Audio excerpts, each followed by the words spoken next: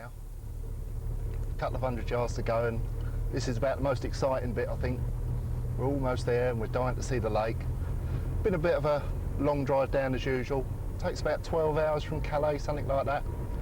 Not too bad, the roads are excellent out here, no problem with them at all. Plus the fact, when we're driving down here, we know we're coming to this place, which makes it pass a lot easier. We've left behind cold, frosty England. It was getting down to minus degrees, -1, -2 in England, and we're out here in the sunny south of France, 70 odd degrees. It's lovely. We're all looking forward to seeing the lake, basically. You know, this what makes the journey such a long one. You just want to get to the lake and see it. And I've been coming here quite a few years now, and the effect never wears off, no matter how many times I see this place. When I see it for the first time, it just takes my breath away. Always does. Now, I've fished quite a few waters in France and around Europe, I suppose, but this is the first one I ever came to, and I've never found anywhere better yet. This is still the best one by a long way.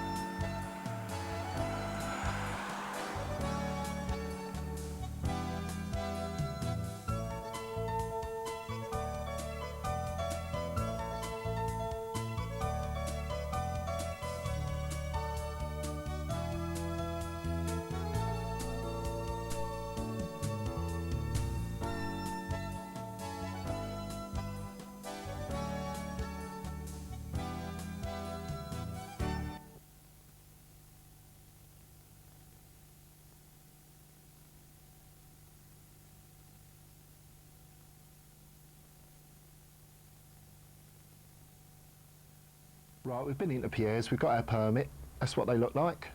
Now that'll cost you about £35, it works out about 350 francs, which give or take a few bob is about £35. Now that'll obviously cover all this lake, but it covers about a third of the south of France as well. It covers a lot of area, and if you need to fish outside that area, a small price on top of that will cover that as well. Now you can get the permits from any of the cafes around here. We've bought ours from Pierre, but you get them from Gerard's, Pêche de Lac, any of the cafes. So they're easy to get hold of. Now, some of the rules, we'll go through some of those because they're quite important here. They take their rules very seriously. And the Garde de Pêche will enforce those rules all the time. They'll come round about once a week, something like that, and they'll check that you've got a permit first of all. So it's important to have a permit before you start fishing. And just check on some of the other things that you've got. I mean, the obvious things, cookers. They don't like cookers out here, they're banned. For obvious reasons really, it's a lovely place, but it's very dry in the summer. Anything could happen. You've only got to knock a cooker over by mistake and hey presto. So that's why they're banned. Other things, you're not allowed to fish more than halfway across the lake. Now, it's obvious reasons for that. Some anglers are coming here fishing 400 or 500 yards, not only taking up a lot of room from other anglers, but it's the old Zander anglers, the pike anglers who've fished here for many years and end up going through your lines. It's not fair on them, so that's why that rule's brought in place. A couple of other things, echo sounders. You can use an echo sounder for putting a marker down, but you can't use an echo sounder for dropping a bait. Now it might sound a bit strange, but their idea is that you're finding fish first and dropping a bait in front of them, which it doesn't quite happen like that, but the rule's there anyway. Now, there's not many other things to say about the permit. It covers you, like I say, most of the lake. There is some reserves. There's one up the south arm, one in the north, and one in the west. Now, the one in the west is open at the moment. It's only closed in May when it's spawning time. The others are now closed all year round, so you've got to keep out of those areas, basically. If you're caught in there, you'll be thrown off the lake, even if all the fish are in there, which most times they are. That really covers about everything that you need to know before you start fishing. You don't need any other permits or anything. The one permit will cover you for all your fishing here. There's no other payments to be made or anything like that, so make sure you get your permit first and then off you go.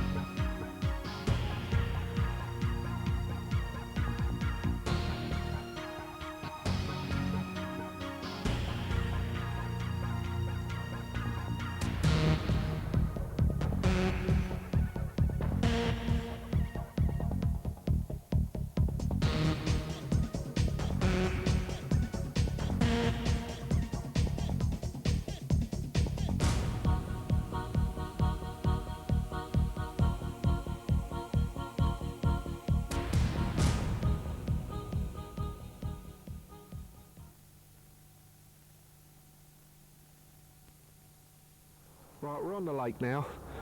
We've found ourselves a swim. We've had a good look round when we got here. Most of the swims we fancy fishing up the North Arm are all taken already. It's a very busy time of year. We sort of expected that really, but there's even more people here than what we thought. Most of the North Arm is taken. So what we've done, we found ourselves a swim in the centre of the lake. It's a good a place to start as any, opposite the bridge, so that any fish coming through from the north or the south to the west or vice versa, they're going to pass through this point. So, you know, it's good in that respect. Also, there's some lovely features out here. We've had a look round. There's a nice big plateau out here that comes up to about 20 foot. That's about 80 yards range. Either side of it, it drops off down to about 80 foot. But it's nice, a nice ledge on the way down. You know, it's the sort of area that fish are going to come in and look for food. All round here there's nice areas. There's little weed beds as well, tree roots, things like that. You know, all the sort of things that we're looking for to fish, really. So we'll give it 2 or 3 days here. You know, if something happens in 2 or 3 days, we can stay here. If not, we'll be looking to move elsewhere. We don't know what's going to happen yet. We've only just started. So we'll just see where it goes from here, basically.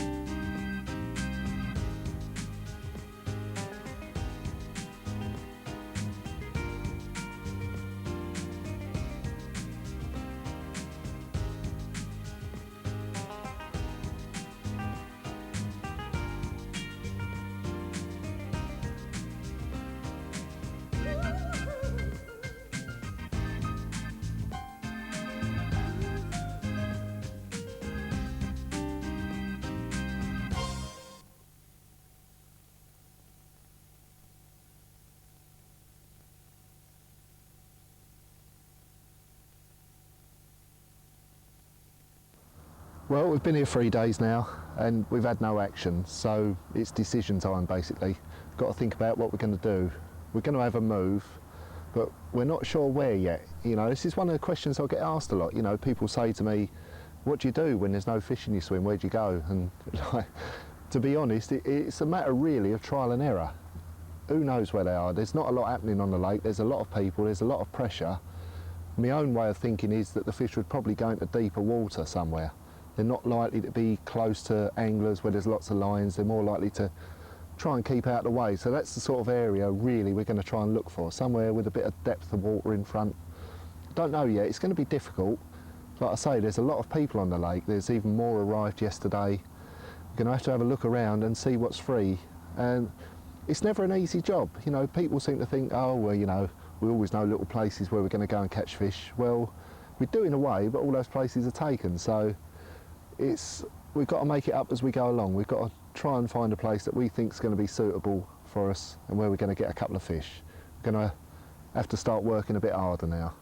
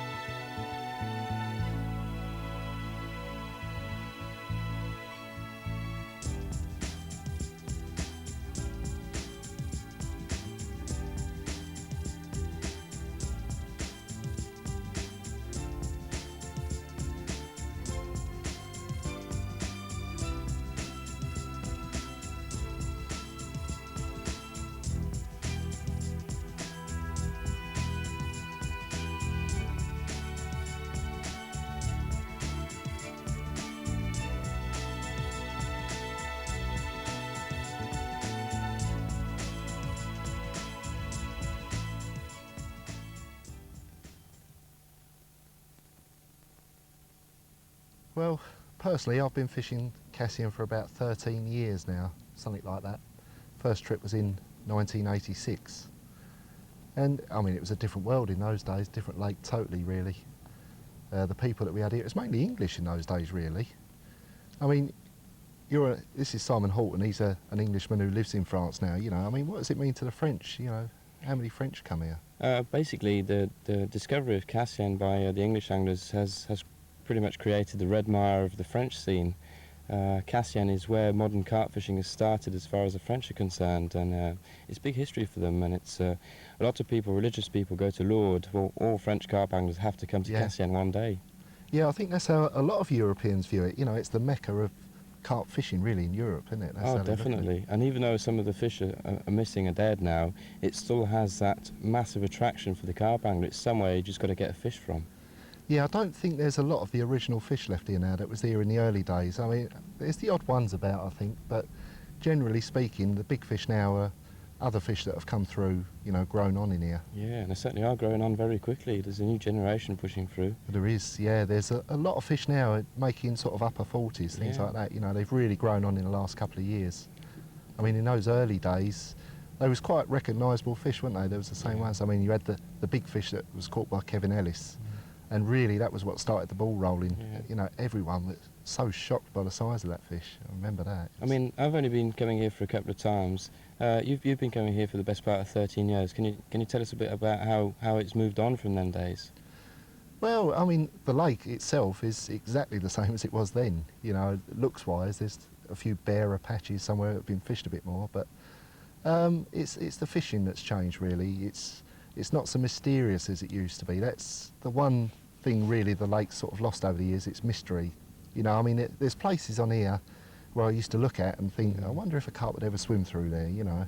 And now you come here and there's markers on those spots and every bit gets fished, and it's just, yeah, it's the one little shame about it, really. It's lost a bit of its mystery, but, you know, it's moved on. People know the areas better. They fished the lake for a long time now. And, you know, people know where the carp go. They can cover every inch of this lake, can't they? Yeah. I mean, after all those visits, do you think you've managed to set up some form of pattern of fish movement in the lake, or Is there anything special about this North Arm, for instance? Well, yeah, I think that's another thing interesting actually. It's changed over the years because in the early days, everything used to be the South Arm, didn't it? You know, people used to head straight for the South Arm. And I remember people telling me years ago that they would never fish in the North Arm because carp didn't come up here. It was too deep. And, yeah. And now, if anything, the North Arm is the main arm to fish. It's a lake in itself, really, isn't it? It's like that, isn't it? It's like each arm is its own lake, really. And I must admit, over the years, I've fished the North Arm more than anywhere else, and you know, it's my favourite as well. You know, it's the wildest part and that, and the quietest. What triggered your first visit here? Well, a few different things really. Obviously, the Kevin Ellis fish was a big factor in it, but you know, there was a great man, Rod Hutchinson, as well. We was looking at his book a little while ago, and he wrote this book and a few articles at the same time in various magazines about his early trips down here with Roger Smith, you know, and a couple of the other guys. And those big fish he had were something else. And it wasn't just the big fish. That was the thing about this place. It wasn't just about big fish. It was the whole place, the atmosphere here, the weather, It's the still scenery. stunning, really. It really is a stunning place to visit. Yeah, well, I mean, it was the first place that I'd ever been abroad. I'd never been on holiday abroad or anything like that, and this was the first place I came outside England. And I mean, the actual first bit I saw was this bit where we're sitting. I drove around the little road here up the North Arm, and as soon as I looked at it, I thought, my God, it's beautiful, you know. And it still has the same effect every time I come here, you know. It's one of those places that you see it and wow, you know, every time it's beautiful, isn't it? It's just not tame environment at all, is it? It's so many different features, so many different depths, so many different habitats and corners. And it's the other thing about the lake, you know, no matter how long you fish here, you're always learning. I mean, you go to a lot of lakes and you fish one swim, you virtually know the lake. It's like that in a lot of circumstances, but here, every arm, every swim is different, isn't it? You've got different depths, different drop-offs. I mean, the depth variations here are unbelievable, aren't they? And, you know, we've spoken about depths and catching fish, haven't we? You know, the incredible depths, and you told me about Fouglons, another lake, you know, depths you catch the fish in. I suppose continental carp anglers are getting used to fishing in over 20 metres of water, whereas for UK anglers it's still something that's very new to them. And it does take a lot of self-confidence to start placing rods in that depth, really. Yeah, I think, it's a confidence thing, isn't it? You know, I mean, you speak to a lot of English people and you say you fish over 50 foot and they say, no, you can't do that. But until you come here, it's a different situation here, isn't it? When was the first time you caught a fish in deep water? Probably late 80s it was. I mean, before I had fish finders and things like that, you know, we used to just look for the fish and cast to them, basically. And so a lot of those days, I didn't even really know how, you know, you could only judge it by how long the lead took to hit the bottom and things like that. Really, it was the first time I used a echo sounder. I was fishing in the South Arm, and these fish were jumping out there. And when I went out there, it was nearly 60 foot deep, and I thought, well, they're jumping there, so why not try and fish there? And you know, I ended up catching quite a few fish from that spot. No real big fish, but it proved that they'd have no problem feeding in that depth. Yeah, that's good. And it.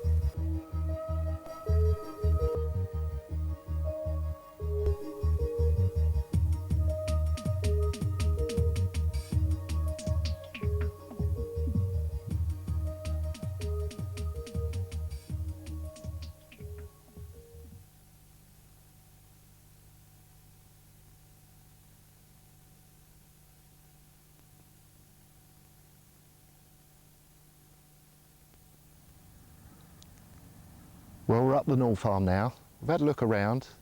It's fairly busy up here, but we found a place to fish. It's an area that I have fished before, and I've caught fish when it's been busy as well, so I was quite pleased to find this free. Now, I think the reason it's free, I mean, it's such an inaccessible spot here. We're virtually perched on a cliff face here.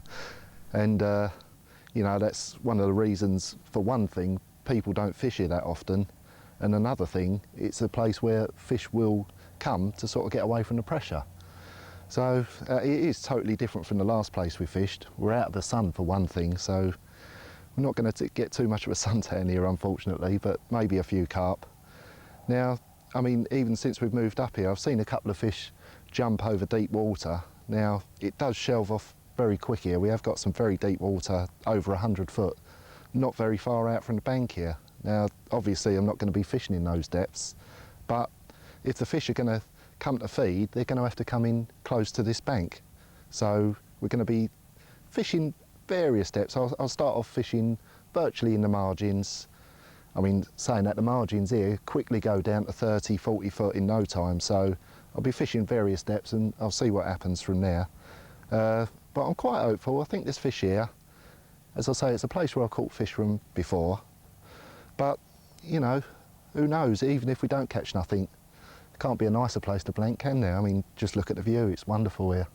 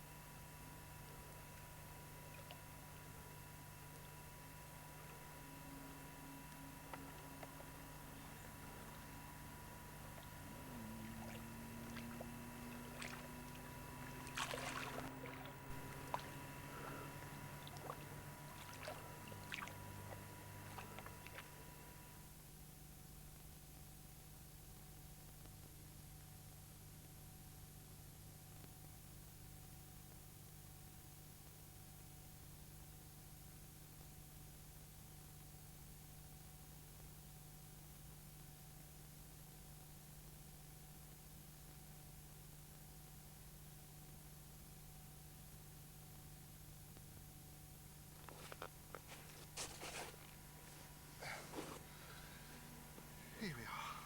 Lovely.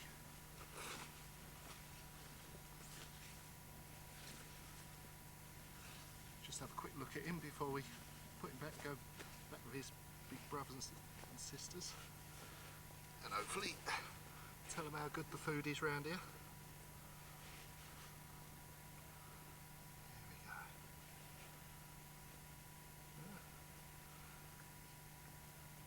A few bits of tiger nuts and various things in here. few bits of boilies, which were mine. Tiger nuts aren't mine, but you know, it's one of those things that always seems to happen around here. They all seem to eat tiger nuts, and I don't know where they eat them from. Someone's been in here before and used them, I suppose. Right. There we go. Like I say, not a monster, but it's a Cassien carp. A very nice one. Typical fish really, lovely colours. What you can see, they all have this lovely sort of goldeny brown colour. Super fish. Fit as anything, always fight hard. And always nice to see. Brilliant.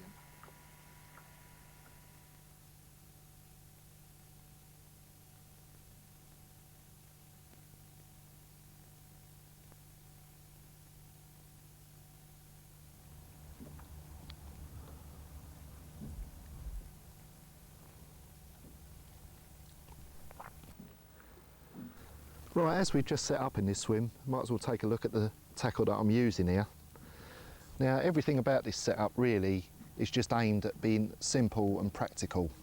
Looking at the bank sticks, I don't really use rod pods or anything flash like that. These bank sticks are nice and solid, they're easy to put in. If I have to move quick, they're easy to take out as well. Buzzers, well, buzzers, you know, as long as they're reliable, that's good enough. I've got various ones that I use at different times. As long as they work when you get a bite, that's all I'm worried about. The indicators are little solar ones. They're quite nice with these little ball clips on there. They just seem to work very well. I've put quite heavy weights on there. Now, the reason I've done that is because I'm fishing sort of to shallow margins in the edge, but the fish could swim towards me and quickly go down into deep water. Now, if they do that, I want to know about it as quick as possible, so the heavier weight will give the indication straight away. With the rods I'm using, the rods I use for most of my fishing, the Dream Maker 12-foot 6 3¼ they're just brilliant rods, they're fantastic. Although they still play a fish really, really nice, they've got a lot of power there if you need it, which is what it's all about. Reels, well, I'm using big spooled reels, although you don't particularly need them here. Most of the fishing at Cassien is fairly close range, but there's always that option if you need it. 35-pound braid, it might sound a little bit on the heavy side, but you know, there's a lot of sharp obstacles here, rocks and tree stumps. If the line goes round that, I want something that's going to sort of cope with it. You know, the last thing you want is a fish trailing round line where it's just cut you off. The only thing I would add to the braid is a nylon leader on the front. Now, the braid in this very clear water does show up quite well, so a nylon leader, clear nylon, just takes that little bit of visibility away and hopefully doesn't spook the fish so much. Now, I always carry 2 different landing nets with me. There's a very good reason for it. I've got a long-handled version which always stays on the bank for normal fishing the way you would if you're netting fish from the bank, but I also carry a short-handled version which always stays in the boat. Now, if you have to go out in the boat in the middle of the night with a fish, last thing you want to do is scramble around the bank for a net, so it always stays in there. And the short handle just makes it easier to use in the boat.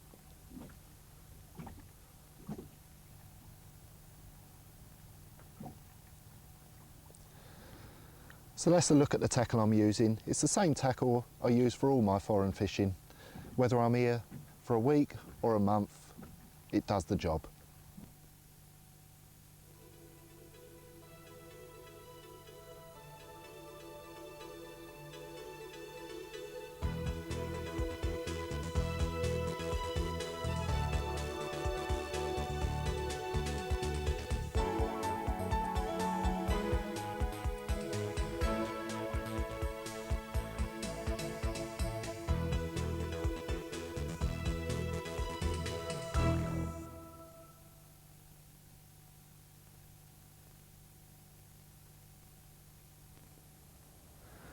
Right, we're in one of the spots I'm going to drop a bait. As I said, it shelves off very quick on this area of the lake. It's very deep. We're only a few yards from the bank here, and already underneath us it's about 25 foot. But it's a good starting place. You know, we don't know how deep the fish are going to be yet. I'm going to try one in about 35 foot, one in 25 and one in about 15. And we'll find out where the fish are from that, hopefully. Now, the rig I'm using is my good old trusty snowman rig. I do like to use this, I've got a lot of faith in it, with the 25-pound Amnesia stiff rig. That sort of eliminates any problems that we might get with a crayfish tangling the rig up or anything like that. And the carp don't seem to mind it either. So we just drop this one over the side here.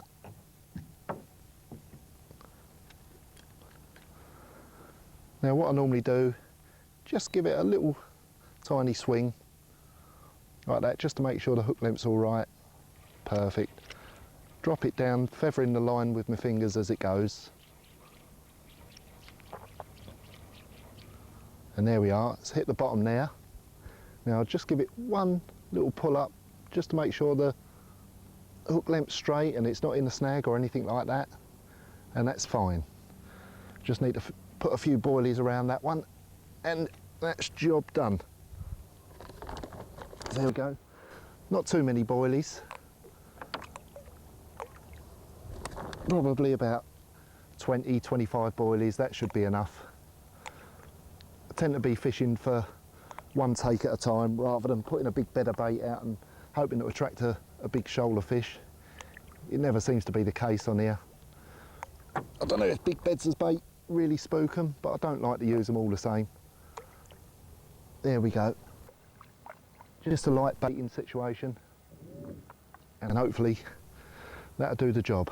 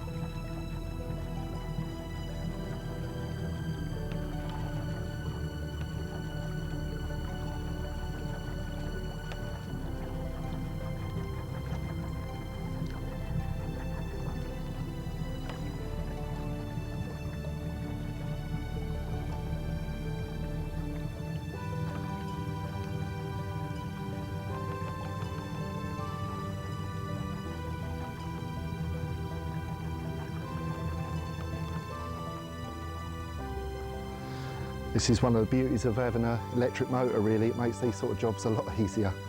I mean, if I had to row back, it'd be quite a job where you just can't do it physically, keep hold of the rod and row two oars at the same time. The motor's brilliant.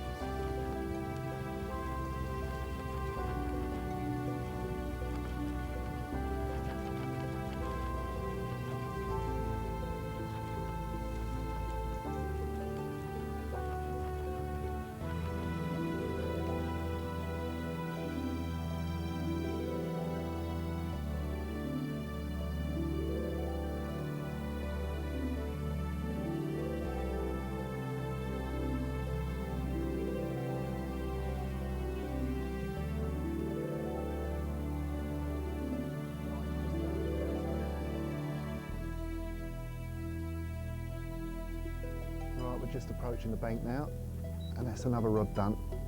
A couple more to go and we'll be ready for the night.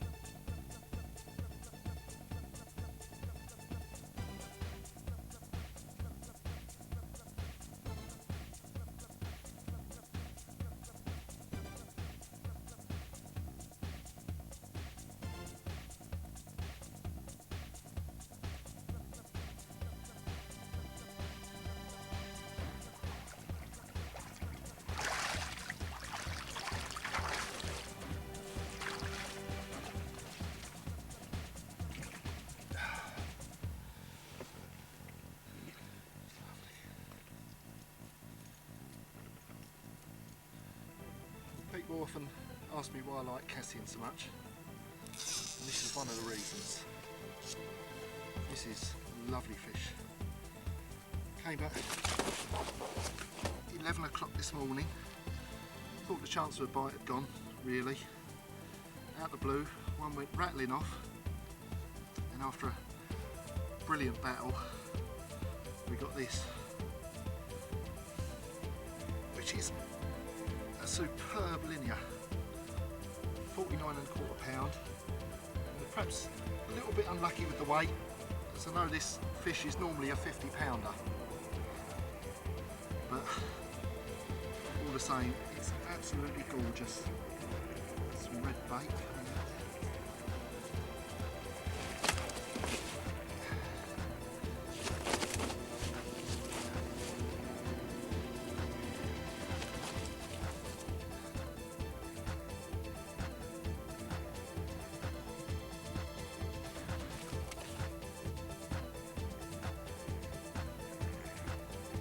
He's going to be good for us. I do hope so.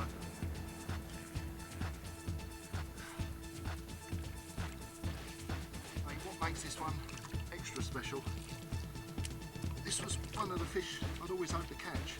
I've seen a few pictures of it over the last few years, and seen it grow from sort of mid-30s to, well, mid-50s, almost 60 pound. So he's a little bit down in weight, but it was one of the fish I most wanted to catch. And I just hope I can hold on to him long enough to show him to you, because he really is a superb fish. I mean, absolutely awesome. Oh.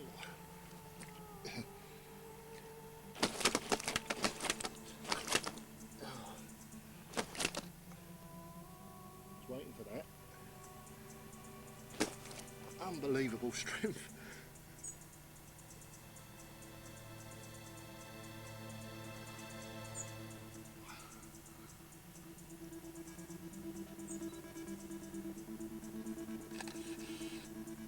Just look at that. That is simply awesome. Brilliant fish. Every Cassien carp is special, but when you get the ones you really want, the target fish, it just makes it extra special. Fabulous fish. Fabulous fish.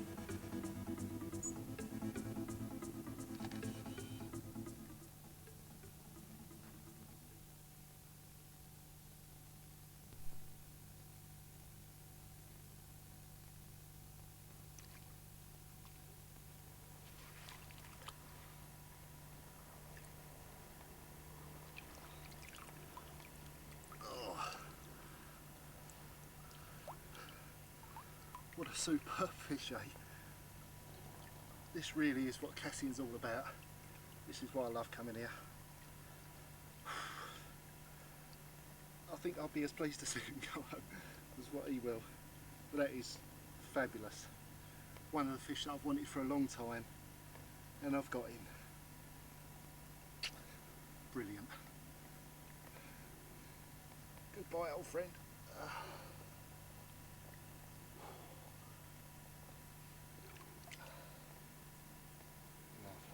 Just look at that. Brilliant stuff.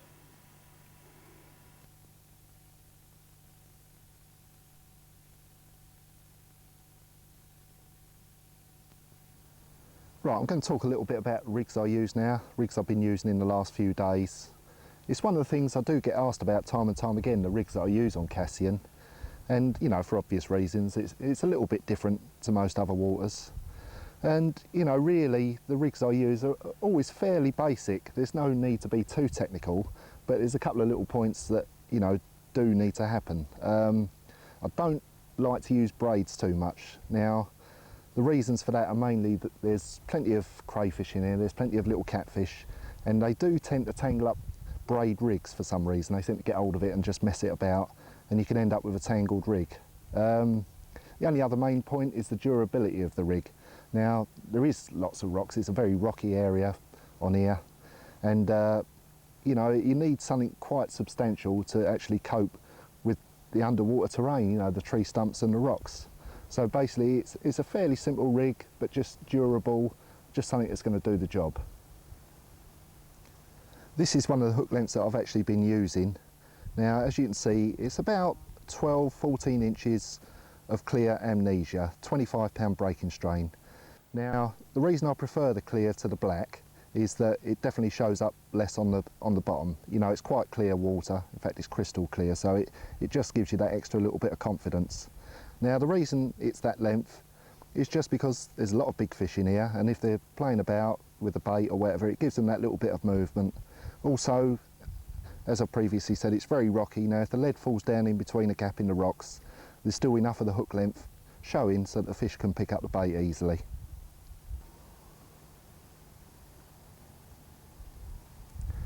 Right, this is the business end of the rig. Now, there's nothing too technical about this. Hook is a size 4 Drennan Continental boilie hook. Just a nice hook. They seem to stay in the fish well when you're playing them. Don't get many hook balls with them, and they're nice and sharp and strong. Now, it's attached to the link with a fairly simple knot, one you'd use anywhere else, just covered in a little bit of black tubing, just to make it a little bit tidier.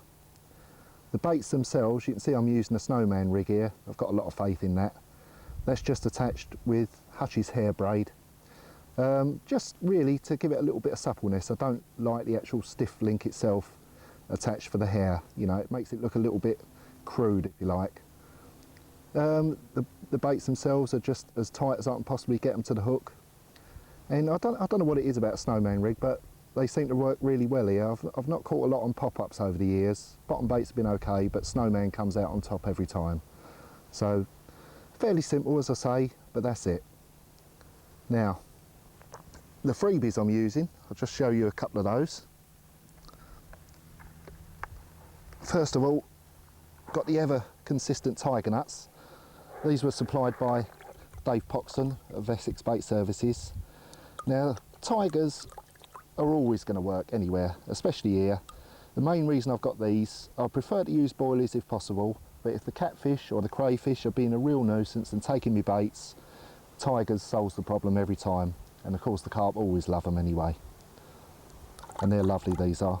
Well done today for those. And the boilies.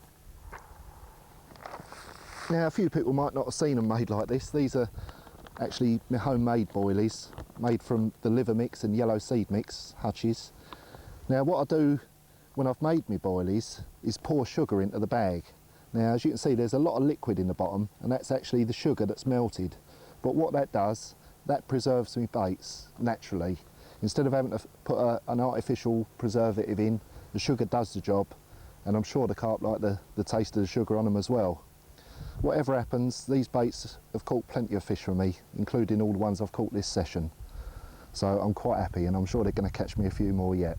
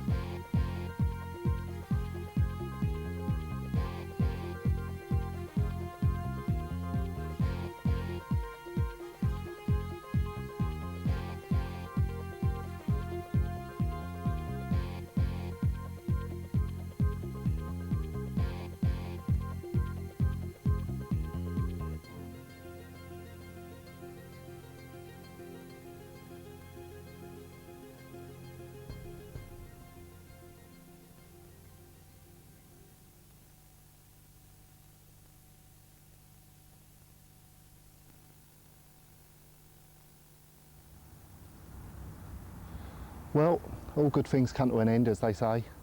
That's the end of another Cassien trip for me, but it's been a fabulous week's fishing, really has.